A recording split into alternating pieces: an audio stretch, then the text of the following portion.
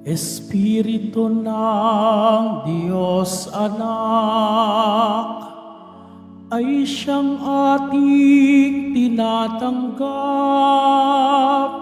ng Diyos Ama ay matawag. Hallelujah,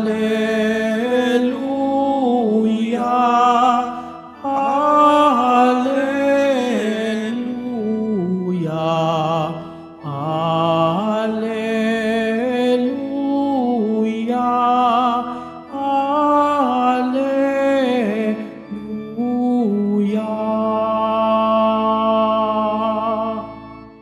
Sumainyo ang Panginoon. At sumaiyo rin. Ang mabuting balita ng Panginoon ayon kay San Lucas. Papuri sa iyo, Panginoon.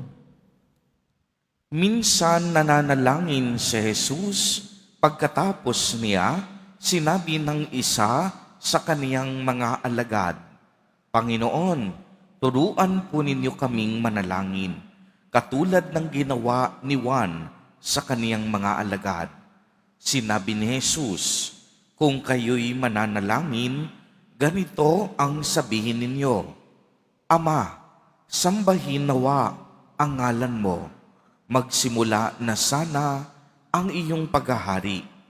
Bigyan mo kami ng aming makakain sa araw-araw at patawarin mo kami sa aming mga kasalanan, sapagkat pinapatawad namin ang bawat nagkasala sa amin, at huwag mo kaming iharap sa mahigpit na pagsubok. Sinabi pa rin niya sa kanila, Ipalagay natin na ang isa sa inyo'y nagpunta sa isang kaibigan isang hating gabi at nagsabi, Kaibigan, bigyan mo muna ako ng 3 tinapay.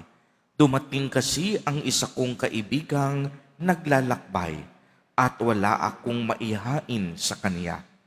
At ganito naman ang sagot ng kaniyang kaibigan sa loob ng bahay. Huwag mo nga akong gambalain, nakatarang ka na ang pinto at nakahiga na kami ng aking mga anak. Hindi na ako makakabangon pa upang bigyan kita ng iyong kailangan.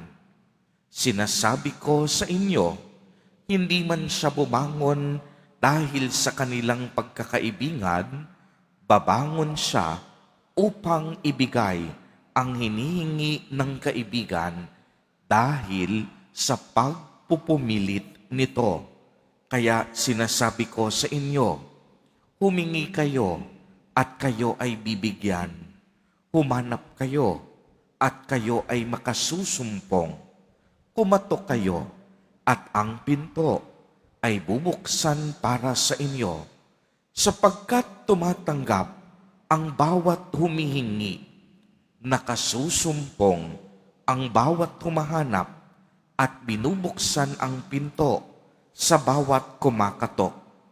Kayong mga ama, bibigyan ba ninyo ng ahas ang inyong anak kung humingi ng isda? Bibigyan ba ninyo siya ng alakdan kung siya'y humihingi ng itlog? Kung kayo'y masasama, ay marunong magbigay ng mabubuting bagay sa inyong mga anak, gaano pa kaya ang inyong amang nasa langit? Ibibigay niya ang Espiritu Santo sa mga humihingi sa Kanya. Ang mabuting balita ng Panginoon. Pinupuri ka namin, Panginoong Heso Kristo. Magsiupo muna po ang lahat. Magandang umaga po sa inyong lahat, mga kapatid kay Kristo.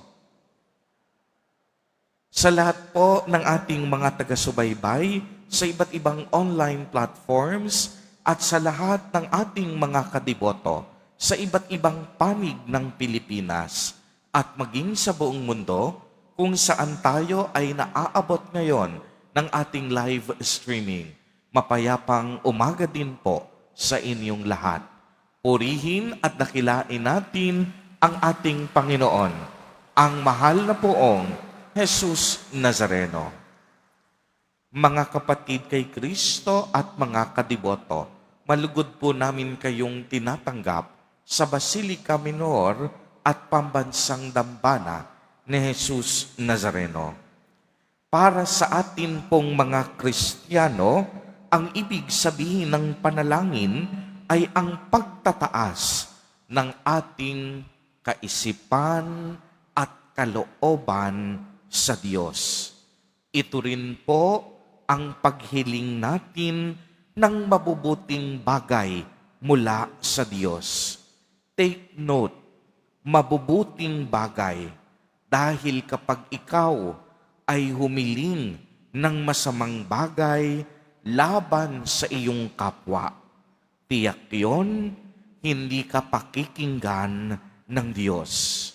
Dahil ang Diyos ay mabuti, hindi siya gumagawa ng mga bagay na masasama dahil lihis ito sa kanyang kalikasan bilang isang mabuting Diyos.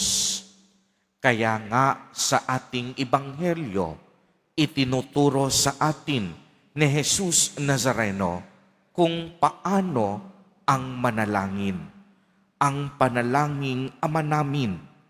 Kung susuriin natin, ipinapahayag sa panalangin ito ang pagturing sa ating lahat bilang mga anak ng Diyos, dahil kinakausap natin sa ating panalangin ang Diyos bilang ating mabuting Ama na lumikha ng sanlibutan. Ito rin ay isang panawagan upang bumuo tayo ng kaharian ng Ama sa pamamagitan ng pagmamahalan, pagpapatawaran, pagkakaisa, at paglaban sa kasamaan. Gayon din ang pagpapalaganap ng kabutihan sa lahat, saan mang dako ng mundo, anumang oras at anumang pagkakataon. Kaya sinabi ni Saint Therese of Lisieux na ang panalangin ay isang pagpintig ng puso. Ito ay simpleng pagtingin sa langit. Ang panalangin ay sigaw ng pagkilala at pagmamahal na niyayakap ang parehong pagsubok at kagalakan. Ibig sabihin nito, kung hindi ka marunong manalangin, walang saysay o sustansya ang iyong buhay. Bakit? Sapagkat ang panalangin ay daluyan ng ating relasyon at pakikipag-ugnayan sa Diyos. Uulitin ko po, ang panalangin ay ang daluyan ng ating relasyon at pakikipag-ugnayan sa Diyos. Kung hindi tayo nakaugat o nakaugnay sa Diyos, walang halaga ang lahat ng ating pagsisikap.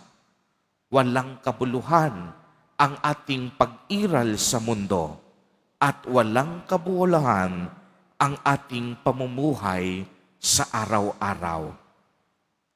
Minsan po, may isang mag-asawang nais magkaanak agad pagkatapos nilang ikasal.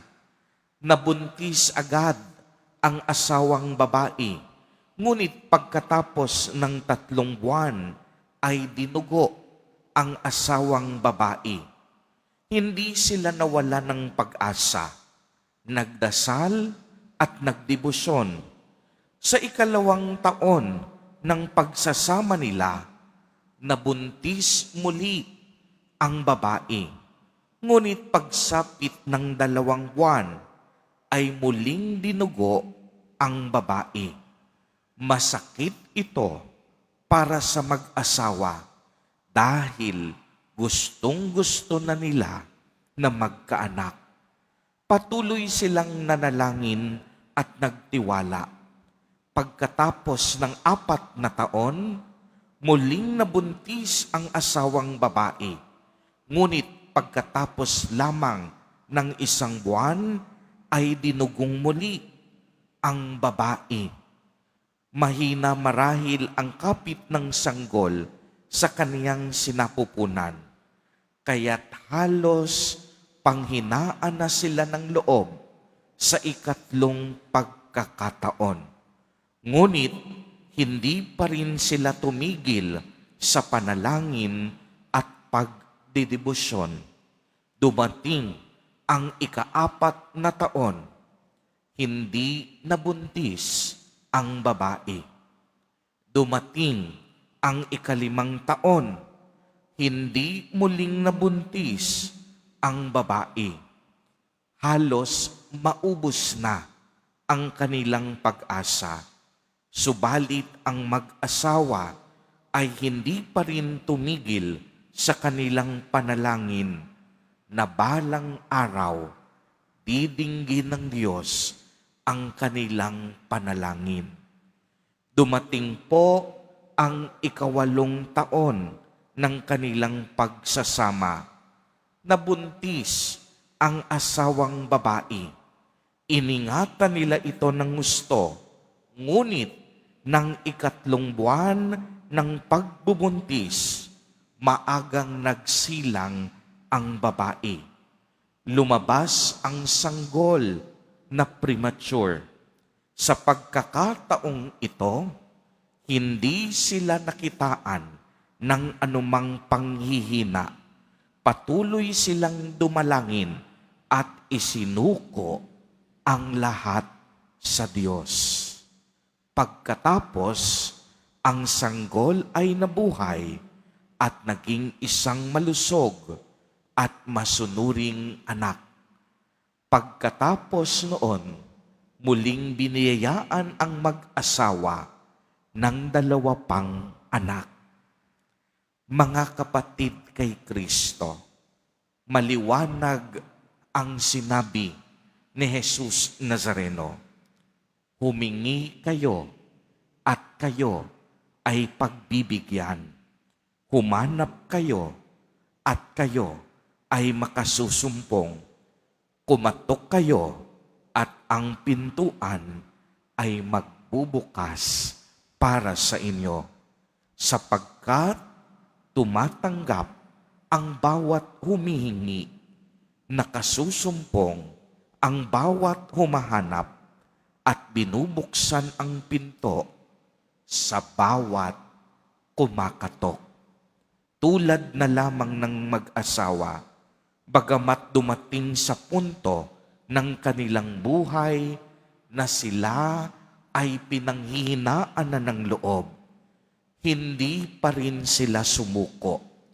Bagamat parang imposible na, nanalig pa rin sila sa Diyos at hindi nagpatalo sa kanilang emosyon. Bagamat parang hindi na sila dinidinig ng Diyos, patuloy-tuloy pa rin ang kanilang pagkapit at umasa sila at nagtiwala ng buong puso sa Diyos. Sa bandang huli, pinakinggan ng Panginoon ang kanilang panalangin at pinagpala sila, siksik-liglig at umaapaw pa. Mga kapatid kay Kristo, tayo rin po pakikinggan ng Diyos sa ating mga panalangin at kahilingan. Basta buo lamang ang ating pagkapit at pagtitiwala sa Kanya. Amen. Purihin at dakilain natin ang ating Panginoon, ang mahal na poong Jesus Nazareno.